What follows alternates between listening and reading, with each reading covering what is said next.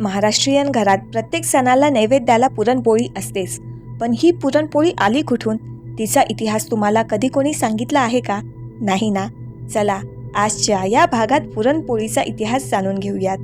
12व्या शतकात सोमेश्वर तिसरा या कल्याणी चालुक्य राजाने लिहिलेल्या मानसोल्लास या ग्रंथात पोलिका असा पुरणपोळीचा पहिलाच उल्लेख सापडतो. म्हणजे काय तर आज आपण जी पुरणपोळी खातो तिची रेसिपी तब्बल 800 वर्षांपूर्वीच अस्तित्वात होती. इतकंच नाही तर गोविंददास यांनी त्यांच्या भैवज्य रत्नावली आणि भावप्रकाश या ग्रंथांमध्ये पुरणपोळीची रेसिपी अगदी तपशीलवार सांगितली आहे.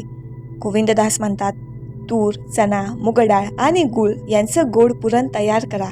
ते कणकेत भरा, लाटा आणि साजूक तुपावर भाजा. म्हणजे अगदी आज आपण करतो तसंच. आता मजेशीर गोष्ट अशी, चणा डाळ प्रामुख्याने कर्नाटकात पिकते, त्यामुळे हा पदार्थ तिथेच जन्माला आला असावा. पण मग तो आपल्या महाराष्ट्रात कसा आला? तर व्यापार, देवाणघेवाण आणि लोकांच्या येण्या जाण्यातून या गोड पदार्थाचा प्रवास सुरू झाला आणि पुढे पेशव्यांच्या काळात पुरणपोळीला राजेशाही मान मिळाला. आज पुरणपोळी फक्त एक पदार्थ नाही, तर ती प्रत्येक मराठी घरातील सणाचा एक अविभाज्य भाग बनली आहे. आता खरं सांगा, पुरणपोळीचा हा इतिहास तुम्हाला वयाच्या कितव्या वर्षी कळाला?